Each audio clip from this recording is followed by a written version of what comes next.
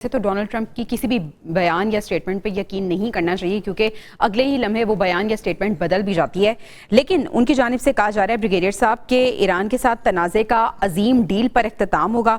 साथ ही वो कह रहे हैं कि मसले के फौजी हल के लिए भी तैयार हैं, फिर कह रहे हैं कि जंगबंदी में तोसी भी हम नहीं करेंगे। सर, अगर जंगबंदी में तोसी नहीं होती है तो नेक्स्ट लाइकली स्टेप क्या होगा? क्योंकि मुज़ाकरात तो तब होंगे ना जब दोनों डेलीगेशन आएंगे, बैठेंगे, बात होगी।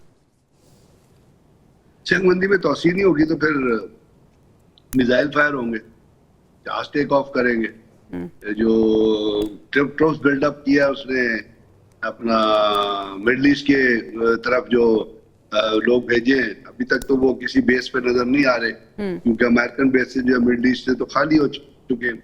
तो अब वो उनको किधर बेस करेगा उसको हमको देखना होगा कि क्या वो ग्राउंड ऑफेंसिव की तरफ जाता है, क्योंकि अमेरिकन सेंटकॉम और बाकी जो आर्मी की तरफ से बहुत ज्यादा रेजिस्टेंस है ग्राउंड ऑफेंसिव के लिए। और आपने उसका ग्राउंड ऑफेंसिव का हाल देख लिया आपने, जहाँ पे C-130 तैयारे उतारे थे, उनका क्या हाल हुआ। और फिर ईरान रिटेलिएट करेगा। सजल 4 हाइपरसोनिक मिसाइल ईरान के पास मौजूद है। फिर अभी वो फायर होंगे, वो इजराइल के ऊपर फायर होंगे, अमेरिकन जहाज आएंगे, उनको टारगेट किया जाएगा। चाइना भी और बड़े तरीके से ईरान के साथ शामिल होगा। रशिया जो अपना ट्रंप का चाइना का विजिट है वो फियास्को में चला जाएगा। चाइना ने ऑलरेडी वो जो रेयर अर्थ मिनरल्स हैं, टंगस्टन जो है जो 80% चाइना में पैदा होता है, जो तमाम मिसाइल्स में टॉमाहॉक मिसाइल आपकी बाकी चीजों में इस्तेमाल, वो पहले देने से इनकार कर दिया। So what I mean to say the world will move into a further disaster. और वो डिजास्टर का जिम्मेदार जो होगा वो अमेरिका का, जो दुनिया की सबसे बड़ी जमहूरियत है, उसका एक स्टूपिड प्रेसिडेंट होगा, जो अपने टर्टर से, अपनी झूठ से, अपनी हिपोक्रेसी से पूरी दुनिया के अवाम को जो है वो जंग की भट्टी में ढोल रहा है। लेकिन अमेरिकन को तो इसकी आदत है, उन्होंने सेकंड वर्ल्ड वॉर में भी किया था जापान के साथ, then they did it with Vietnam also. Israel को कितना क्रेडिट देंगे इस वर्स्ट सिचुएशन का? इसराइल को डिस्क्रेडिट देंगे। अच्छा, इसराइल तो जिम्मेदार है इन तमाम चीजों का, इसराइल ही जिम्मेदार है। नेतन्याहू इजरायली है। अपना Donald Trump is another face of Israel. Donald Trump is as Zionist as शैतानयाहू is. He is the father of Zionism. वो तमाम चीजें तबाही जो है वो मजहबी जुनून की वजह से कर रहा है।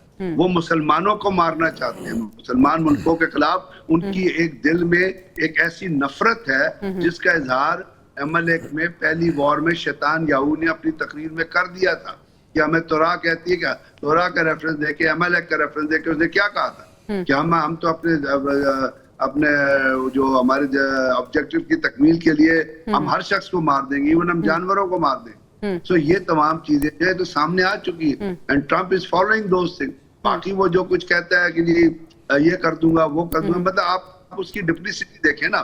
एक तरफ कहता है कि जी मैं जंगबंदी एक्सटेंड नहीं करूंगा, उधर कहता है जो डील होने जा रही है, यहाँ पे जिन लोगों ने डील करनी है वो मौजूद ही नहीं है। टाइम डिफरेंस जो है वो अभी कुछ 10 घंटे से कम रह गया। बिल्कुल ऐसा ही है। इस वक्त तो यहाँ पे पाकिस्तान में 8 बजे है ना, तो इंडिया अमेरिका में दिन के 3 बजे होंगे। बिल्कुल ऐसे ही है। तो कितना टाइम रह गया? 9 घंटे रह गए, 12 बजे रात के 12 बजने में।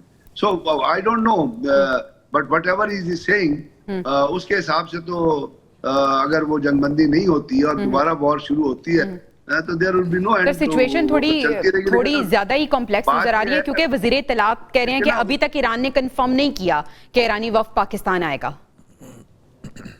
ईरान, यही तो मैं कह रहा हूँ, ईरान उस वक्त पाकिस्तान आएगा जिस तक अमेरिका जो है ये जो टर्टर जो कर रहा है और जो थ्रेट दे रहा है उनको विड्रॉ करेगा। अब आप देखिए, अब चलो जंग लड़ लेते हैं ट्रंप, 30 दिन लड़ लेते हैं, 60 दिन अल्टीमेट क्या होगा? अल्टीमेट तो आपको टेबल पे ही बैठना होगा। सेकेंड वर्ल्ड वॉर में भी अमेरिका ने जंग लड़ी थी ना, ठीक है, लाइक अमेरिका ब्रिटिश ये जो पार्स थी जो जीत गई थी, जर्मनी को शिकस्त हो गई थी, लेकिन उसके बाद जो लाएअमल बनना था वो तो टेबल पे बैठ के बना था, लेकिन उसमें मुल्कों की तबाही हो चुकी थी उस वक्त। तो अब ये क्या चाहता है? ईरान को तबाह कर, ईरान भी रिटेलिएट, और ईरान को करना चाहिए।